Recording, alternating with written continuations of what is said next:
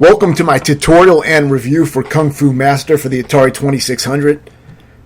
And this game took me maybe around 2 hours, 15 minutes, somewhere around there to beat. This was a game I owned back then. I don't believe I owned the NES version until way fucking later when I got it used, but this was the original version of the game that I played and owned from what I remember. And I was not able to beat it when I was really young. The joysticks were complete shit, obviously, on the Atari 2600, and I just had the default joystick that was stiff as fuck. So very hard to play. But playing this with a gamepad is pretty much what I would base my review on, just because it's the better way to play it. And there was better sticks that weren't as shitty as the OG default sticks that came with the system. So there were some better options. So for that first boss, all you really have to do is just get within, the correct range and just trip kick him, and he won't be able to hit you too much. And I believe if you get the distance even a little bit more accurate, you can take minimal damage. With the third boss, you can do a similar technique where you can take no damage at all, which I'm going to end up showing, but I'm going to drain most of my lives just trying to beat the third stage here. So on the second stage, the main thing is to play it real carefully, stay back, and when the snakes come down, just wait and jump them. Once you get the timing down, it's easy. If you see the red ball come down, you just want to move back a little bit so that when it explodes, it's out of range of where it can hit you. The dragons have very little range, so just stay back from them. And just proceed forward, back off as needed and just keep inching forward, as you saw me doing. Then, once you've dealt with a few enemies, you'll be at the boss, which you can try to dodge his first boomerang if you want, but you can even tank the hit because you'll probably have most of your health. And then you just want to get up to him and, start attacking him with either, crouch punches or crouch kicks. That way you're staying lower. It's usually better to do it that way. And, just mash it. I have turbo set to the one button that the game uses, and you only attack while moving, bizarrely. For these jumping midgets, the best way to deal with them, starting at least on the third stage when they're more aggressive, is to let them come to you or run towards them, but then jump and attack, and they will do a jump attack right into your jump kick. You're actually doing a jump kick, but it's invisible. The Atari doesn't show it. But you'll hear the pop if you're listening to the sound of the game. And that's the way to kill them consistently, because otherwise they bounce off your head and they can get multiple hits in and do tons of damage. Now you saw I almost got it that time, but I died on the boss. And you're going to see me drain pretty much all my lives on this part. So it can be tricky. For the regular guys, you're just going to keep kicking as you're moving, and that's going to take them out. You don't even have to time it. For the midgets, like I said, jump and strike as they approach you. The knife guys are the biggest bullshit of the game. With the knife guys, there's some tricks with them. What I like to do with the knife guys is usually after they throw about 2 knives or so, most of them will leave. And they usually alternate with a high knife throw and then a low knife throw and then back to high again. But they don't always follow that pattern, but most of the time they seem to. So keep that in mind when trying to dodge their attacks. It can help if you anticipate it that way. But just be ready to adapt. Now, what I like to do is let the knife guys attack from a distance, dodge their knives, and then just let them walk away. But some of them will be super aggressive, and then you want to take them out fast. And the other problem with the knife guys is they do a machine gun technique, which is even more pronounced in the 7800 version, which is an even bigger problem with that version of the game. But what they'll do sometimes is they'll machine gun knives into you and drain most or all your health. And I don't really know how to prevent that. Sometimes it just happens to me, and it's just unlucky. There's not much I know how to do about that, because they're right up on your ass. So the best thing you can try to do is take him out as fast as possible.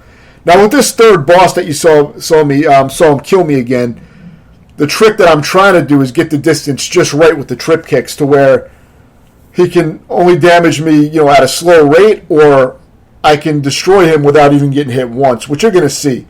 I'm on my last life here. You get 3 or 4 lives and no continues. And I'm going to get it this time, so you'll see it. And you want to try to mimic that positioning. Obviously, use save states to practice all these sections and bosses to learn the game first. What I did was I did a practice run of the game first with save states. Make sure that I have it down pretty decently. And then I start doing full attempts. So here you see I got it. I don't think I even got hit there. Or if I did, I got hit once. But that's the positioning you want to try to get. Reason I'm doing a tutorial and review combo video and doing them both in one video is because it's such a short game. And it's just, it seems better just to review the game as well. So I'm going to do both. I'll go more with my review on the second loop of the game since it's pretty much identical. So for these wasps, these are the biggest problem in the game. I got a lucky spawn this time where the wasps were in easy positions and didn't cause me much trouble. But unfortunately, a lot of times they will just drain lives because if their positions are bad, you got to be pixel perfect to take them out, and they're really bullshitty.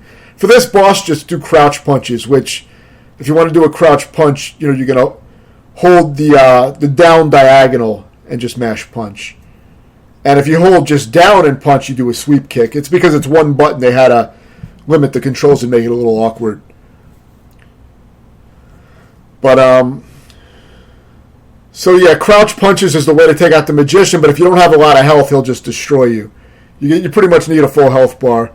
You can try to dodge his first lightning bolt, but after that, it's just a fucking mess. I don't really think there's a way to beat this game without taking damage. It seems like you have to kind of out-damage your opponents and trade punches with them. So it's one of those kind of games. So again, same thing with these midgets. This is the final stage. You want to jump and strike as they're approaching you, and you should hit them. This is the final boss, which I was able to get this time. And for the final boss, it's the same strat as we used on the third boss, where you just trip kick him, and you get right within that range. I think if you get your range right, I think he can't damage you either, just like the third boss. So that's the trick. So now we're on the second loop, and I couldn't tell a difference at all in the second loop. The difficulty felt exactly the same. So that's going to be part of my review as well, is that I think it would have been better if the second loop was noticeably more difficult. And I think it also would have been better if you got free lives maybe every 50,000 points to keep the flow of the game going longer and make it more addictive. As it stands, I think you got to get about 90,000 points just to get your first one up. So I think 50,000 would have been better, and I think having a second loop that was a noticeable upgrade and challenge would have made it.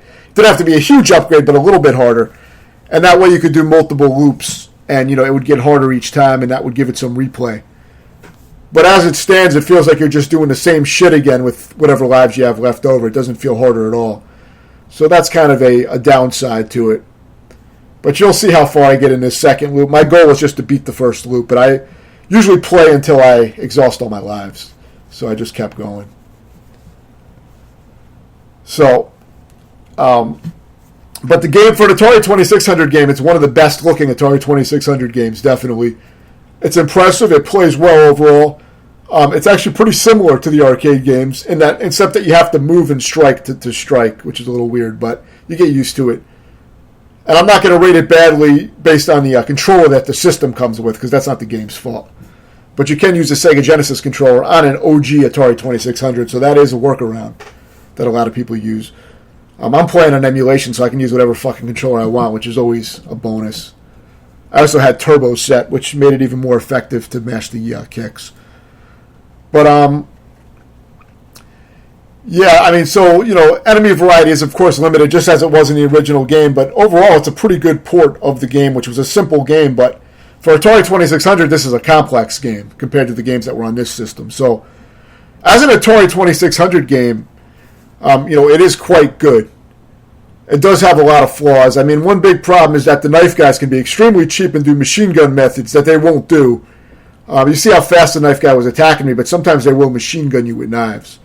And I don't know how to get around that. You just die usually. So that is kind of a shitty oversight that I think definitely makes it a weaker port.